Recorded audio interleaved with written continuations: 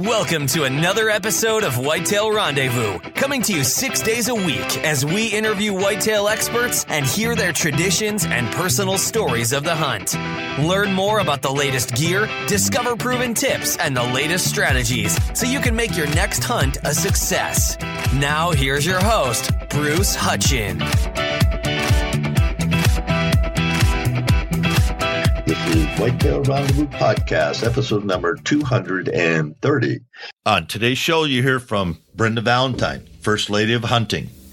Brenda is the national spokesman for the National Wild Turkey Federation. She also was the first female inducted into the Legend of the Outdoors Hall of Fame. Brenda brings a lot to the show, so listen up, grab a pencil and paper if you get a chance, and take some notes, because she's going to talk about some things that are important to us all, like getting out and voting, be a conservationist, and welcome women and youth into the outdoors. Hey, listeners, don't forget to text 33444 Food Plot for your free Food Plot ebook. Welcome to another episode of Whitetail Rendezvous. And today it's very, very special to have Brenda Valentine, First Lady of Hunting, on the show. And Brenda has been and is the national spokesman of the National Wild Turkey Federation. She's also spent 20 years with the Redhead Pro Hunter team, sponsored by Bass Pro. And she also writes an article called Flock Talk, published in Turkey Country. And we're going to talk about some of those things today. So, Brenda, welcome to the show. Thank you, Bruce. So you didn't have to give so much introduction, but I appreciate it. Well, you've earned it. And in the warm-up, which you're going to hear after this, because I'm going to insert it. But, you know, Brenda has spent her life, listeners, doing a lot of different things. And recently I had a young lady called, who's named Manny Crowley, from Wyoming, up in Wyoming, that has been in touch with Brenda. So how did that begin, and what does that represent when you get involved in a young lady's life? Well, maybe I described it a little bit to you. It's like you sow a lot of seeds in your life, and every once in a while one will hit some fertile ground and sprout, and you just feel real pleased when that happens. And over the years, I mean for many years, I've had young people, male and female, approach me. Most of the time it's an email, and every once in a while I might get a Facebook message, or, you know, used to at every public appearance there would be people come up later after a seminar or something, and the main question is, I like to hunt and fish. I love the outdoors. How can I get in the hunting industry? You know, it's pretty much of a stock question, and you can't blame them, because, you know, it looks glamorous, and so many people want to be able to make a living in the hunting industry. And Maddie was kind of the same way. I get an email from her, and she's telling me how much she enjoys the outdoors and would like to make a career in it. And, you know, my stock answer is that there's so much more to being in the outdoor industry than on a TV show, or, you know, hosting that, or there's just a lot of things that you can do besides be a movie star. And I think things that are much more fulfilling. So I suggested to her that she get into conservation. You know, that's something that we really need. There's a lot of space out there. You know, there's areas that you don't even realize that are there. And so I just told her, I said, if I were you, I would look into the conservation aspect of it. I would also look into the aspect of giving back. I said, you know, you don't just want a job, you want a fulfilling job, and something that you look forward to doing, that makes you feel good. And when you're old, you can look back and say, I made a difference. So, you know, I didn't know her from anybody. This was a name on an email. But maybe a year later, she sent me another email, and she says, "Oh, thank you so much, Miss Valentine, for that advice. I'm volunteering with, I don't even remember what one of the sportsmen's groups, and to tell you the truth, I didn't even remember the first one. But she told me, she says, "Oh, you gave me this advice, some time back." Well, then I get another email after a period of time, and she says, "Oh, guess what? I'm doing an apprenticeship with the National Wild Turkey Federation." And I had mentioned to her, I said, I'm a national spokesperson of this organization, and they are making tremendous strides in they're a conservation group. They're also a hunter group, and they're almost a legislative group. They're not that, but we do have lobbyists in Washington working on our game laws. Watching our game laws, watching our Second Amendment, any bills and things that come up that might be a threat to our firearm laws. And so as a hunting group and as a conservation group, I'm really proud of this organization. And so I suggested to Maddie, I said, you might look into that. They have openings occasionally, and you can watch on the website for that. And so lo and behold, they were open for an apprentice, and she made the move from Wyoming down to Edgeville, South Carolina. And, I think she's just happy as a pig in mud down there. So that's good. And, everybody's a winner like that, because she seems like such a go-getter, a very smart, have it all together kind of young woman. I listened to your podcast with her. I was extremely pleased on that. And from every indication, all I'm hearing, that, that was a good fit for her and the Federation. And so, when people ask me these things, I try to give them an honest answer. It's not easy. You have to work, and it may not be what you thought it was going to be when you get there.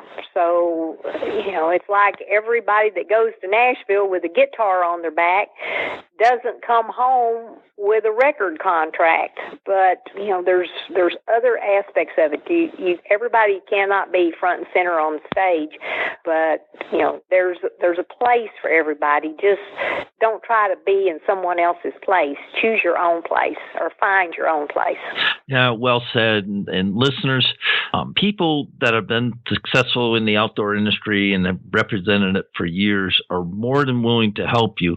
That's the first part. The second part, you got to do your part. And the young lady we're talking about, she had the drive. She knew what she wanted to do. She set some goals. She had some vision. And then she built a relationship just through email. Did you ever talk to her on the phone, Brenda? I don't think I have. No, I felt like I did because I listened to her on your podcast. I don't think she ever called me.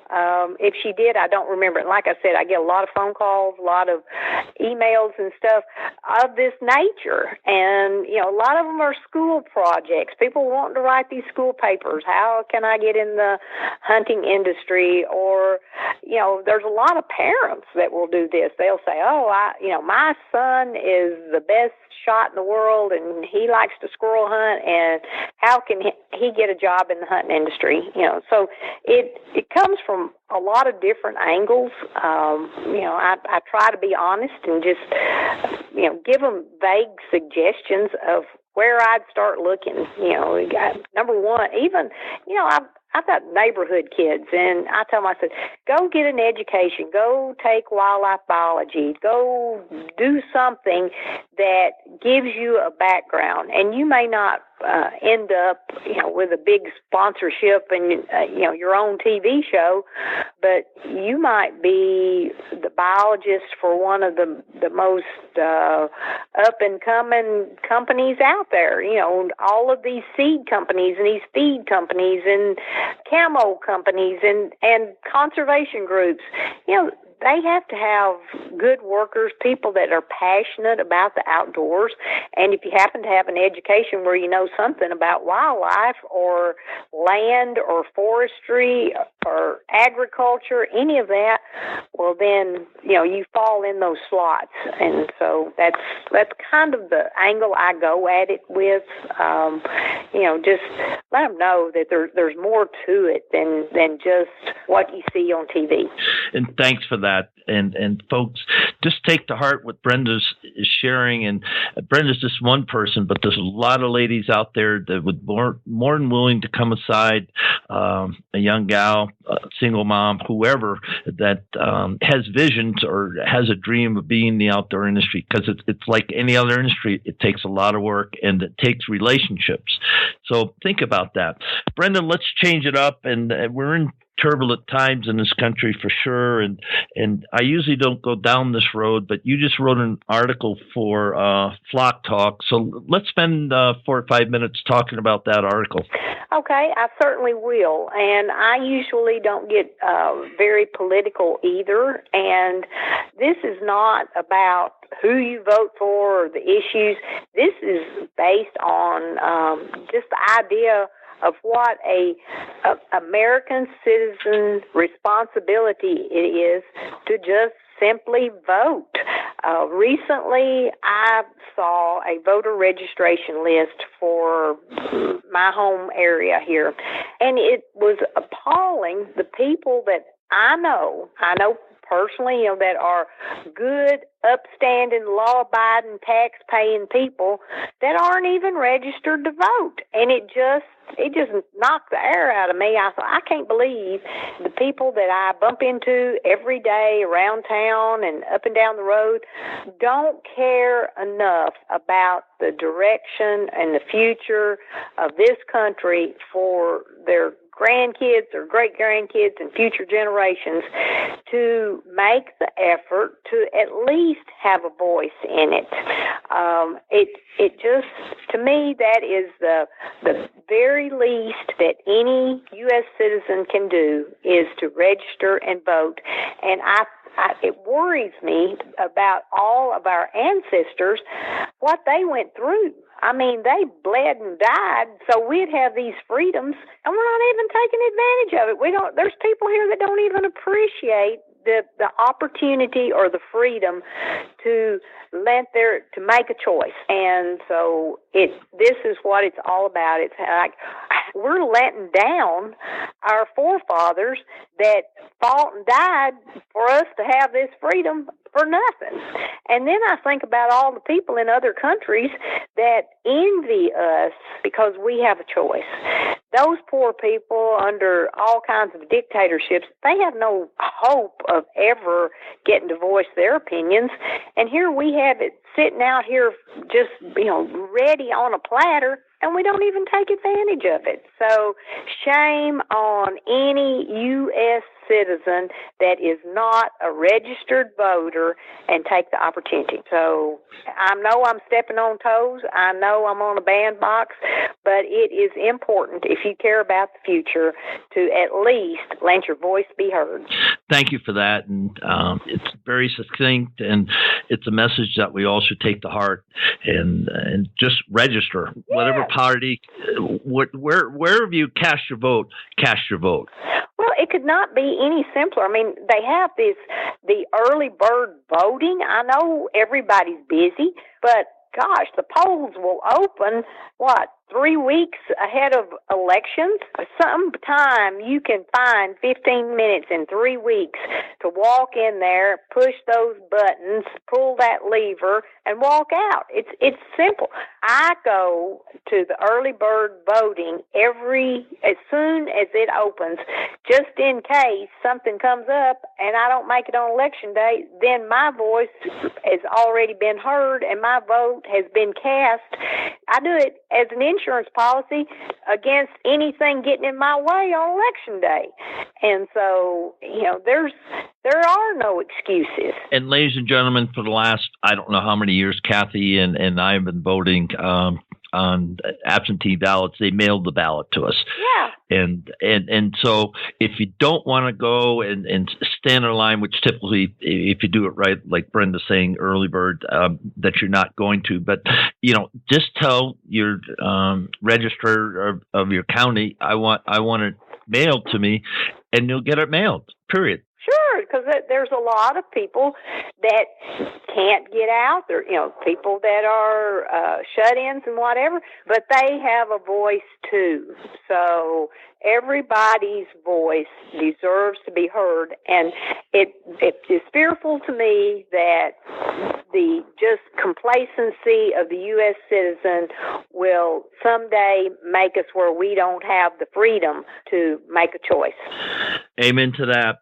Let's switch it up now and get on to conservation and giving back. And ladies and gentlemen, Brenda Valentine is humble and she's modest, but few people have given back as much as this lady has. So Brenda, spend some time in sharing why you do that and how you do that, so other people can say, well, gee, I can do 1% of what that lady's doing. Oh, I don't do what I do on the conservation part. It's a selfish reason that I do it. I'll tell you that, Bruce. I've always tried to work on habitat and stuff, but for about 8 years now, I've been seriously involved in my own little habitat program here. 2 years ago, I started this pollinator program, and I've got close to 50 acres that's in wildflowers and native grasses, but it's particularly for honeybees and songbirds and habitat. It's for quail, it's for ground nesting birds, wild turkey, and last winter I did some deer hunting over it, but I do this because it is so self-satisfying. I'll just tell you that. Yeah, it's pretty if people drive down the road and all that, and the wildlife love it, but it just feeds my soul to see the wildlife out there. Just bees swarming when, just a few years ago, we weren't seeing honeybees. And so they found it, all the monarch butterflies, all the butterflies are just swarming it. So that, to me, is, it may be a selfish reason, but I just love to see the wildlife out there. And it's one of those, if you provide it, they will come, and they've discovered it. So for me, I don't consider that giving back. I give it back to the animals, but it was theirs to begin with. And sure, I take from it. Come turkey season, I'm out there just turkey hunting just hard as I can go with the rest of them. Just right now I have a pan of turkey lasagna baking in the oven, made from ground turkey, because that's pretty much, that's a huge protein source here at the Valentine house is wild turkey meat. So, I'm taking from it, but I like to feel like I don't take near as much as I give back to the turkeys. In fact, yesterday I was working around the farm, and gosh, there's dust bowls everywhere. It's hot and dry here, and the turkeys, they're enjoying that loose dirt. But it's like, man, there was an explosion of turkeys, and I attribute it all to good habitat. They've had that good nesting area with all this low-growing, the wildflowers and the native grasses.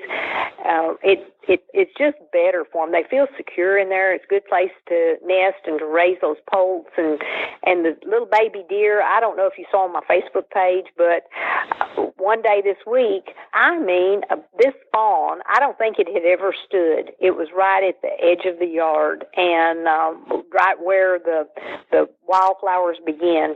It was dry. It had just simply been born. I made a picture backed away, and in about an hour, here come the mama, and it got up and nursed. So, just stuff like that. Gosh, it's so rewarding just to see that. Even though I am a hardcore hunter, come this winter, I'm going to put meat in the freezer. But right now, everything's off. I'm just enjoying watching that nature, and just, the more results you see, the less you mind sweating doing it. Well said. Well said. Let's talk about your role as the national spokesman for the National Wild Turkey Federation. What does that consist of? Well, that consists of quite a bit of traveling, but I go to National Wild Turkey Federation events all over the country. It might be a hunting heritage banquet. It might be a Women in the Outdoors event. It might be a Jake's event. This spring, I was on the road every week. We had one wonderful Wheeling Sportsman event. It was for wounded veterans, and I think we had 29 wounded veterans, many of them in wheelchairs with some horrific stories and stuff, but we took them turkey hunting, and it turned out great. Not everybody got a turkey, but that's turkey hunting, but a lot of them did. A 2-day event up in the mountains of East Tennessee, just fantastic. But I do these all over. On my schedule right now, I have a ladies' event. I think it's 3 days of women in the outdoor teaching skills, teaching about conservation. I might be teaching them how to shoot a bow. I might be teaching them how to make a wreath or an arrangement out of antlers and feathers, or I might be teaching them how to field dress a deer or how to cook turkey meat. There's so many individual areas of outdoor skills, and so this is kind of a outdoor skills weekend for women, and I have Kansas and Texas and all over the country. I do this, and that's part of the outreach program of the Wild Turkey Federation called Women in the Outdoors. And the Jake's event is the same thing. Jake's is our youth group, and they come together. It's boys and girls, usually teaching them either how to fish or how to shoot a BB gun or a bow and arrow, or giving them outdoor skills. These are very important parts of the Federation, and that's partly where I come in to do these things. I might go in and give a talk to a group about the importance of maybe gun safety, or maybe just creating habitat, or any number of things that are very important to the mission of the National Wild Turkey Federation.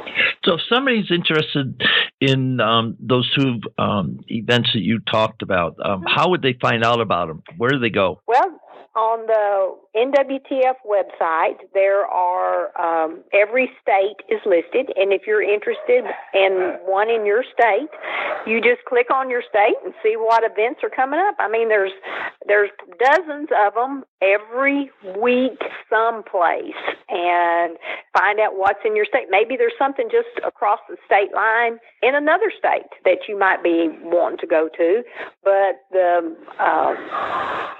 it's some of them, there's a nominal charge. Most of them are free, but you just sign up and go, and I guarantee you'll learn something and you'll make good friends. That's the thing of it. I see so many friendships there and so many doors opened for new skills, and honestly, I see lives changed at every event because there's such a discovery there of things they didn't know. They're stepping outside their comfort zone. There's a lot of these that are wheeling sportsmen too, and that is kids, adults, people with disabilities that often are not included in many outdoor events, and maybe that do not have the skills to hold on just 1 second. Yes, ma'am. But okay, I just had an interruption. I'm sorry. The dogs are barking. Oh, I know. There's someone at the door. It's usually I'm way off down here in the boondocks, so I don't get many interruptions. But if anybody comes to our house, they're treed halfway up the driveway. That's a good thing. Well, they don't. It's not like they get to see vehicles very often. We're down at the dead end of Podunk Holler here. Oh, so thinking about young ladies, we talked about at the beginning of the show, and then single moms. How do you encourage them, or better words, empower them to just take that next step and get involved in the outdoors? Well, the greatest obstacle that I see with young single mothers is time and maybe babysitters or caretakers or whatever. I just, to them it's overwhelming, especially if they work, they have children to take care of, they have so many responsibilities that they usually put themselves last. And it is just such a tough time to make time for themselves. The ones that I've seen that really seem to thrive are the ones that have maybe young boys that sometimes there's not a father figure to teach them. And I have a lot of young mothers that have sons that say, I want my boy to know how to fish, or I want him to learn how to hunt.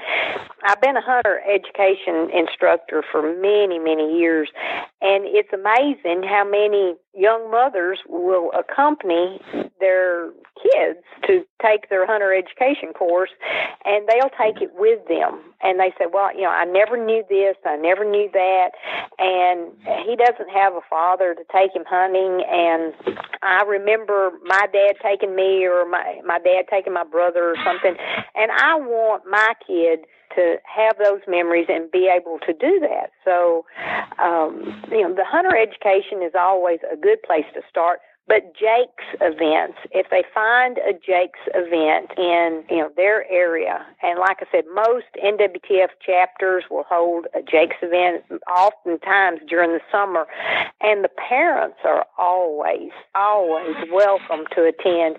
You get some of those moms there, and they see what they're doing, see what the kids are, how much fun they're having, what they're learning, and then the next thing you know, they want to go. We call it a WETO, which is Women in the Outdoors, and you invite them to that, and the next thing you know, they're hooked. Before long, they want to be an instructor, or they're taking different courses, and like I say, it pulls them from maybe a day-to-day drudgery to something that they're passionate about. Thank you so much for that. And Brenda, we're at the time of the show where you get a couple of minutes here to give shout-outs to whomever you wish, and then we'll close the show. Okay. I'm not sure what you mean by that. Just shout-outs to your friends at the National Wild Turkey Federation, okay. Bass Pro. I'm sorry. I wasn't sure what that was about. How about I give a big shout-out to Mossy Oak Camo and the Mossy Oak Gamekeepers crew. I'm a member of that. I feel passionate about the gamekeepers, and so I work with them heavily, and also Bass Pro Shops and the Redhead Pro Hunting Team. So many people are familiar with them. We had a TV show on the Outdoor Channel for many, many years. I was co-host of that, and that team is like a family to me. So the Bass Pro Shops, Redhead Pro Hunting Team, and of course the National Wild Turkey Federation. It's the most progressive conservation group out there, and I'm proud flying their flag. Thank you so much, Brenda Valentine, for taking some time and just sharing it with us, with our listeners across North America. It was my honor just to be invited onto your podcast, Bruce. Well, you're one heck of a lady. I can't wait till we meet face to face, and that'll be pleasure on my behalf. We just need to plan on getting in the woods sometime. You're out there. Yes, ma'am. We'll plan the hunting trip sometime. Well, I'd love to, and I don't know if you saw it on social media, but I did draw a sheep tag, an archery sheep tag for Colorado this year. I saw that. I keep up with you. I'm envious. Yeah. Oh, finally! It was so many years. I know. Putting that in. I got myself. Go ahead. No, I put in for it for so many years. I finally just gave up and quit putting in. Yeah. But I'm congratulating you. Oh, I got a 24-year-old mountain sherpa coming out of Wyoming, and he's going to carry my pack because at 70, those mountains are really big. Oh, I know. Yeah. That's the key to it is to have a young and tough guide. Yep. Mm-hmm. And I got him. There you go. I got him. And hope that he can carry you if it gets that bad. Well, no, Oh, I know. I'm just joking. You're teasing me. But I do congratulate you so much. That's something big to look forward to.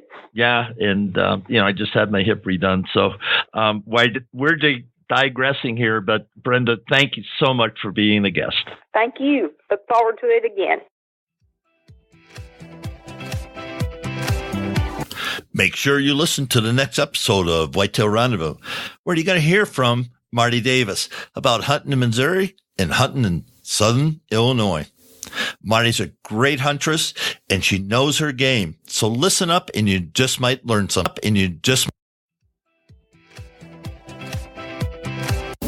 Hey, a special friend, Paige Darden of My Topo says, before you head into the woods, visit mytopo.com to design a waterproof map centered on the area you plan to hunt. Overlay public boundaries such as wildlife management areas and private land owner parcel data and owners' names.